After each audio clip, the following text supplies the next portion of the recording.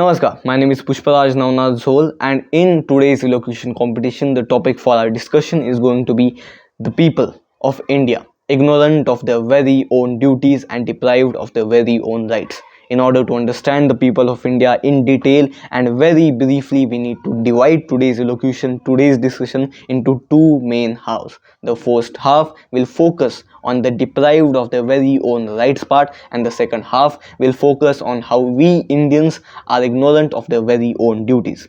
So let us all talk about firstly the Indian Constitution. What is the Indian Constitution? I believe that the Indian Constitution is one of the greatest handbooks of law ever known to man. It is one of the greatest constitution ever written in the history of this entire world. And this constitution talks about fundamental rights, rights of the citizen, rights of systems, rights of groups, of minorities, majorities, of religions and castes. It covers almost everything.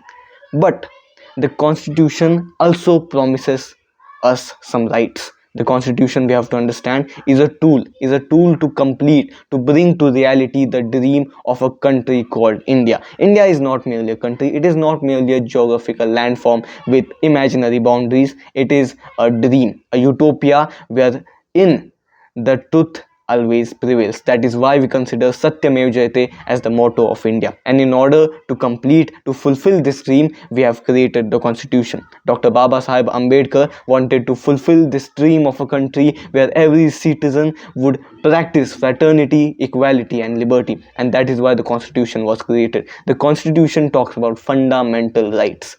But these rights are never really seen in the practical world as we think. It promises the women that they would not be harassed, they would not be raped, they would be very, very safe in their houses, they would be safe in their workplaces, on the streets, at night. But we see that women are harassed, molested, and raped, and murdered, and killed brutally in their houses, in their workplaces, on the streets, on the roads.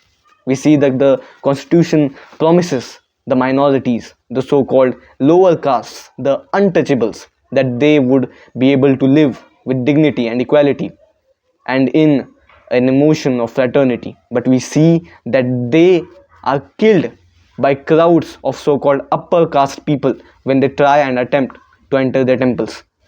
We see that the constitution promises minority religions that their feelings, their religious beliefs would not be hurt.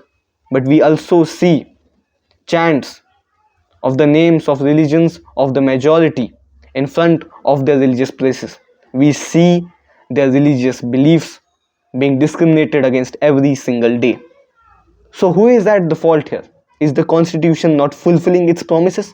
Is it just showing us false dreams of a country that can never be achieved? It is not. The job of the constitution is not to fulfill the dreams of utopia. It is merely to promise them. And the constitution does its job very, very rightfully. The constitution promises rights, fundamental rights, to every single person who calls himself the citizen of India and is not ashamed to say Bharat Mata Ki Jai. But the one at fault is the system, the bureaucracy, the politicians. They are the people who are responsible for fulfilling the promises the constitution has made. But they are never at work. At least that is what we say. And this is from where the idea that Indian people are deprived of their rights come from. Who is responsible for deprivation of their rights? Is it the constitution? Absolutely not. Because the constitution has to promise rights, and it does. The job of fulfilling the rights again is of the system, of the democracy of India. And this system is what is failing us. And this brings me to the next half of today's discussion.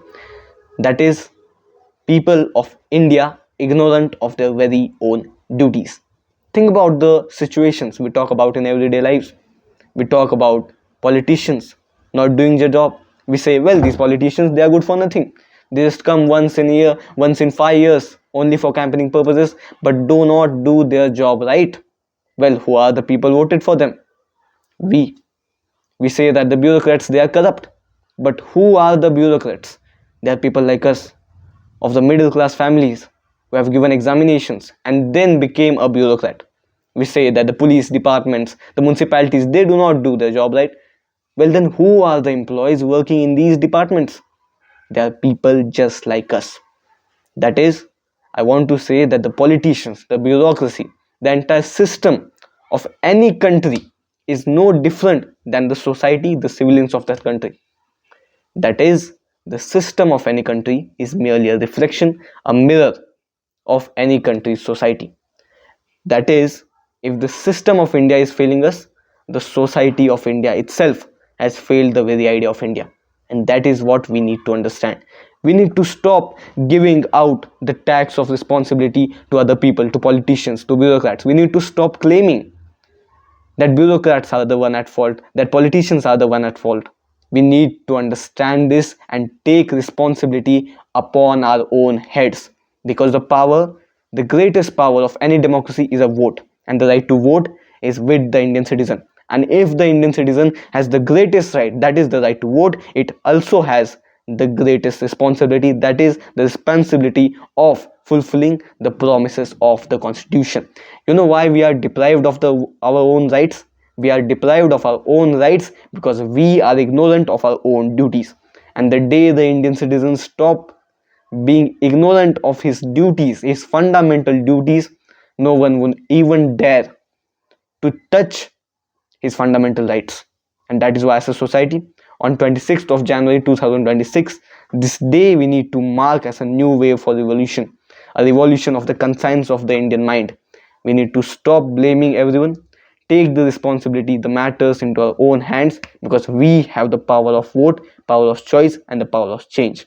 And on that statement, I would like to end today's elocution with the hope that we Indians shall understand this, take responsibility and matters into our own hand, and complete the dream, the idea of India. धन्यवाद.